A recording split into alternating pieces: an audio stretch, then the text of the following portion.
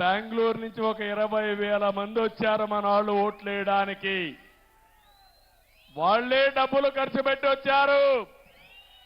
తెలుగుదేశం పార్టీకి ఓటేశారు. ఇక్కడే కాదు, అమెరికా నుంచి, ఆస్ట్రేలియా నుంచి, ఆఫ్రికా నుంచి మన ఎన్ఆర్ఐస్ అంతా వచ్చి నెల 2 నెలలు పనిచేసి 4-5 రోజులు 4-5 నెలలు 4-5 లక్షలు ఖర్చు పెట్టి తెలుగుదేశం పార్టీని గెలిపించారంటే అది వాళ్ళకు మన పార్టీ పైనుండే అభిమానం. ఈరోజు పక్కనుండే బెంగళూరు నుంచి ఒక 15,000 నుంచి 20,000 మంది కొంతమంది వాళ్ళ ఖర్చులే పెట్టుకొని వచ్చి ఓటేశారు.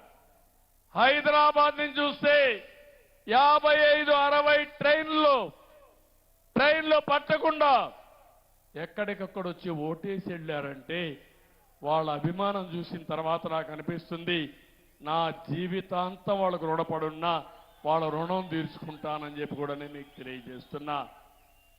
అందుకనే ఈ యొక్క కుప్పం నుంచి చుట్టుపక్కల తమిళనాడులో ఉండే ప్రధాన నగరాలకి, కర్ణాటకలో ఉండే నగరాలకి ఇన్ఫ్రాస్ట్రక్చర్ ఏర్పాటు చేస్తాం. ఇక్కడే ఎక్స్ప్రెస్ వే కూడా వస్తుంది, 4 లేన్ రోడ్డు వస్తుంది. ఆ ఎక్స్ప్రెస్ వే చూస్తే మన కుప్పం దగ్గర ఎక్కడో కూడా ఒక దారి పెట్టమంటే నేరుగా బెంగళూరుకు 1 గంటలో వెళ్ళిపోయే అవకాశం వస్తుంది. అది కూడా నేను గడ్కరీ గారితో మాట్లాడి ఏర్పాటు చేయిస్తానని చెప్పి నేను మీకు తెలియజేస్తున్నా. నిన్న ఎన్నికల్లో యువత బ్రహ్మాండంగా పనిచేశారు. జాబు రావాలంటే ఇదే స్లోగన్ ఎక్కడ చూసినా. అందుకే నా మీద బాధ్యత పెరిగింది. మళ్ళీ ఉద్యోగాలు ఇప్పించే బాధ్యత నాది. అందుకనే ఆలోచిస్తున్నాను, మన కుప్పానికి టెక్స్టైల్ కానీ, ఫుడ్ ప్రాసెసింగ్ కానీ వివిధ రకాలైనటువంటి ఇండస్ట్రీస్ రావాలి.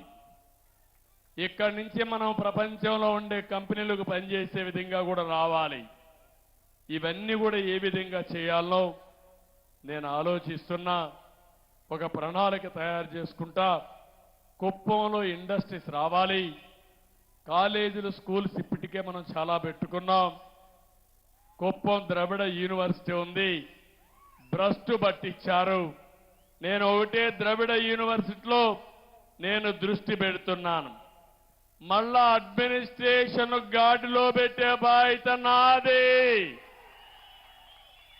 254 మందికి 10 నెలలుగా జీతాలు రావడం లేదు. 6 నెలలుగా జీతాలు రాని వాళ్ళందరికీ జీతాలు కూడా రిలీజ్ చేయమని నిన్నే చెప్పొచ్చాను. ఆ జీతాలు కూడా రిలీజ్ చేపిస్తాం. అదైన తర్వాత ద్రవిడ యూనివర్సిటీ ప్రక్షాళన చేయాల్సిన బాధ్యత ఉంది. ప్రక్షాళన చేస్తాను. ప్రక్షాళన చేసి ఒక మంచి యూనివర్సిటీగా తీర్చిదిద్దాను. మెడికల్ కాలేజ్ ఉంది, ఇంజనీరింగ్ కాలేజ్ ఉంది, మంచి స్కూల్స్ ఉన్నాయి. ఇంకా నేను ఒకటే ఆలోచిస్తున్నా, కుప్పాన్ని ఒక ఎడ్యుకేషన్ హబ్గా తయారు చేయాలని. మన పిల్లలు చదువుకోవడమే కాకుండా బయట పిల్లలు కూడా వచ్చి చదువుకుని ఒక ఆహ్లాదకరమైన ప్రదేశంగా ఈ కుప్పాన్ని తయారు చేస్తాం. దానివల్ల చాలా వరకు ఉపయోగం వస్తుంది. ఇది కూడా చేస్తానని చెప్పి నేను మీకు తెలియజేస్తున్నా. ఇది కాకుండా ఇంకో పక్కన మీరు ఒకసారి చూస్తే ఇక్కడికి వచ్చినప్పుడు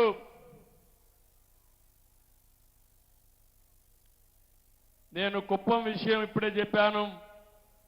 ఇది కాకుండా మీరు చూస్తే డిపో విషయం చెప్పాను. ప్రజలకు కొన్ని విషయాలు మీరు చూసినప్పుడు మనం కట్టిన కమ్యూనిటీ బిల్డింగ్స్ కూడా అట్నే పెట్టి వదిలిపెట్టి వెళ్ళిపోయారు.